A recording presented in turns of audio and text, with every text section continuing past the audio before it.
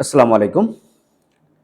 আজকে আলোচিত বিষয়ের মধ্যে সবচেয়ে বড় আলোচিত যে বিষয়টা ছিল সেটা হলো আপনারা সবাই জানেন একজন টিনেজ নেত্রী জুলাই যোদ্ধা সুরভিকে নিয়ে। বেশ কিছুদিন আগে তাকে অন্যায়ভাবে গ্রেপ্তার করা হয়েছিল যেটা নিয়ে অনেক আলোচনা হচ্ছিল। তাকে প্রায় ৫০ কোটি টাকার একটা চাঁদাবাজির মামলায় গ্রেপ্তার করা হয়েছিল। সে নাকি ৫০ কোটি টাকা চাঁদা চেয়েছিল কিংবা যেভাবেই হোক মামলাটা এভাবেই সাজানো হয়েছিল যে তার নেতৃত্বে বিভিন্ন জনের কাছ থেকে প্রায় ৫০ কোটি টাকা তিনি চাঁদা নিয়েছেন কিংবা নেওয়ার অফার করেছেন, চেয়েছেন এভাবে। এই বিষয়টা নিয়েই তাকে মূলত জেলে ঢুকানো হয় এবং অ্যারেস্ট করা হয়। সেই বিষয়গুলো আমরা টিভিতে সবাই দেখেছি। অনেকদিন ধরে নিশ্চুপ ছিল। আ বিশেষ করে মেহেদীর এই অ্যারেস্ট হওয়ার পরে বিষয়টা আবার সবার সামনে আসে যে আসলে এভাবে পরিকল্পিতভাবে জুলাই যোদ্ধাদেরকে আটক করা হচ্ছে, হেনস্থা করা হচ্ছে। আর যেহেতু সে একজন নারী এবং ভালো ভোকাল ছিল, রাজপথের লড়াকু একজন নেত্রী। নেত্রী মানে কি? যোদ্ধা। সবাই তো আর নেত্রী না, যোদ্ধা সবাই হতে পারে, নেত্রী সবাই হতে পারে না। সে একজন যোদ্ধা ছিল। ভয় পেত না কাউকে, খুব জোরালো কণ্ঠে কথাবার্তা বলত। আ এবং যুক্তিসঙ্গত কথাবার্তা বলত এবং যেকোনো স্পটে কিন্তু তার সরব একটা উপস্থিতি, সাহসী উপস্থিতি আমরা দেখেছি। সেই প্রেক্ষাপটে তাকে অ্যারেস্ট করা হয়। বিভিন্ন ধরনের কথা বলা হয়। রিমান্ডেরও আবেদন করা হয়েছিল আজকে। যাক আল্লাহর অশেষ রহমত, খুশির খবর বিকেলবেলা তার জামিন হয়েছে। এটা আমাদের জন্য খুবই আশার কথা এবং ভালো কথা এবং ভালো লাগার একটা সংবাদ। কারণ আমরা দেখেছি গতকাল থেকেই মূলত শাহবাগ সহ বিভিন্ন জায়গায় তার আম মুক্তির ব্যাপারে আন্দোলন হয়েছে, জোরালো কণ্ঠ স্লোগান হয়েছে, পত্রিকায় নিউজ ফিড ভরে গিয়েছে আসলে সুরভিকে নিয়ে। অবশেষে আজকে তাকে রিমান্ডে নেওয়ার কথা ছিল। তখনকার একটা ক্লিপ আমরা সবাই দেখেছি। মূলত ছড়িয়ে পড়েছিল ব্যাপারটা। আ বিকালবেলা যখন আবার নিউজ ফিডে দেখলাম যে তার মুক্তি হয়েছে, তো ব্যাপারটা আসলেই খুবই ভালো লেগেছে। ধন্যবাদ প্রশাসনকে। আ একটা তড়িৎ সিদ্ধান্তে তাকে এবং কি বলে এটাকে? আম এক্টিভিটিস করার জন্য সে এখান থেকে মুক্তি পেয়েছে। বিষয়টা যে আশ্চর্য লাগলো যে আ ইয়া আ কে বলে? নাইমুর রহমান দুর্জয় নামক এক সাংবাদিক, ভুয়া সাংবাদিক প্রমাণিত হচ্ছে।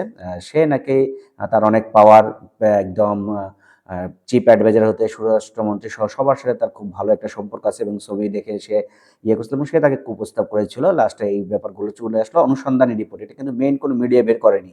এই জুলাই অন্য যে যোদ্ধা আছে তার সহযোদ্ধারা এগুলো বের করেছে এবং নাম সোশ্যাল মিডিয়া এর মাধ্যমেই কিন্তু এই তথ্যটা উদ্ঘাটন করা হয়েছে। এটা কিন্তু রেগুলার যে মিডিয়া আমরা বলি সেই ধরনের বড় কোনো মিডিয়া, ইলেকট্রনিক্স মিডিয়া এটা বের করতে পারেনি কিংবা প্রশাসনও তদন্ত করে বের করেনি। এটা সম্পূর্ণ ক্রেডিট কিন্তু সোশ্যাল মিডিয়া অ্যাক্টিভিটিস এর নেটিজেনদেরকে। তারাই স্ব-ইচ্ছা পরিণত হয়ে এবং এটাকে ভাইরাল করার কারণে কিন্তু আজকে এই জিনিসটা হয়েছে।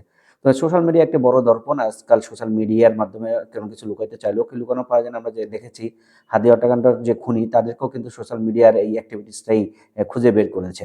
প্রশাসন জানি না কেন এখানে নিশ্চুপ থাকে, কিভাবে থাকে। সবচেয়ে বড় কথা হলো কি এই সুরভি কিন্তু অ্যাডাল্ট হয়নি। তার ১৭ বছর মাত্র। এই অবস্থায় কিন্তু তাকে রিমান্ড চাওয়াটা আসলে মানে আইনি অনুযায়ী নাকি ঠিক হয়নি। সেটাও কিন্তু ওই আইনজীবীরা কিন্তু জানতো না। সেই পুলিশ, পুলিশের নামটা কি? ওমর ফারুক। কোথায়? কালিয়াকৈর থানার। চন্দ্রা কালিয়াকৈর থানার ওমর ফারুক বয়স ৪ বছর বাড়িয়ে তাকে অ্যা অ্যারেস্টে দেখানো হয়েছে। যার কারণে কিন্তু তার রিমান্ডটা মঞ্জুর হয়েছে এবং তাকে জেল হাজতে থাকতে হয়েছে। একটা নরমালি অ্যাডাল্ট না এমন অপ্রাপ্তবয়স্ক যারা তাদেরকে সংশোধনাগারে নেওয়া হয়। কিন্তু তাকে নেওয়া হয়নি। তাকে রিমান্ডের আবেদনও করা হয়েছিল। যাক আল্লাহর অশেষ রহমত শুভোদয় উদয় হয়েছে প্রশাসনিক কর্মকর্তাদের। তারা আ তাকে মুক্তি দিয়েছেন এবং জামিন দিয়েছেন। আ আমি মনে করি যে এটা আরো সুষ্ঠু তদন্ত হওয়া দরকার। কেননা এইসব বিষয় যদি যত ঘটবে তত কিন্তু আইন শৃঙ্খলার অবনতি হবে। আর এরকম যদি মববাজি কিন্তু আরো বেড়ে যেতে পারে। মববাজি বলতেছি না, সরি আমার কথাটা ভুল হয়ে গেছে। মববাজি না। আ আ এইটার সুযোগ অন্য কেউ নিতে পারে। তো এই সুযোগটা কাটাতে হবে যারা আমরা জুলাই যোদ্ধা ছিলাম, আছি তারা সবার নিরাপত্তার ব্যবস্থা করতে হবে এবং তাদেরকে অযথা কখনো মামলায় ফাঁসানো যাবে না। আইনমন্ত্রী একটা কথা বলেছেন যে জুলাই তে যারা এই কাজের সাথে জড়িত ছিল, যাদের আন্দোলনের ফলে আজকে এই দিনটা আসলো, তাদেরকে গ্রেপ্তার করা যাবে না। তাদেরকে অব্যাহতি দেওয়া হয়েছে। তো সেটা যেন মেনে চলা হয় এবং আমরা যারা জুলাই যোদ্ধা ছিলাম, আছি এবং আরো যারা ছিলেন আপনারা সবাই কিন্তু একটু খেয়াল রাখবেন যে অ্যা আমাদের দ্বারা যেন এমন কোনো কাজ না হয় যেটা আমরা লজ্জাকর পরিস্থিতিতে পড়ি। তো সবাই খুব সচেতনভাবে চলাফেরা করব। সুরভি বোন তুমি আমার ছোট বোনের মতো। আ তুমিও খুব সচেতনভাবে চলবা। আমি জানি না আমার ভিডিওটা কখনো তুমি দেখবা কিনা।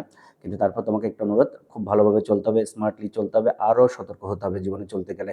অ্যাম সা সাধা তুমি এমনিই সচেতন একটা মেয়ে। আরও সচেতন হও। তোমার দীর্ঘায়ু কামনা করি এবং তোমার নেতৃত্ব আগামীতে দরকার। তোমার মতো সাহসীরা এগিয়ে আসলেই কিন্তু বাংলাদেশ অন্যরকম একটা বাংলাদেশ হবে। তো এই আশাবাদ ব্যক্ত করি আজকের মতো এই ভিডিওটা এখানেই শেষ করছি। আল্লাহ হাফেজ। ইনকলাব জিন্দাবাদ।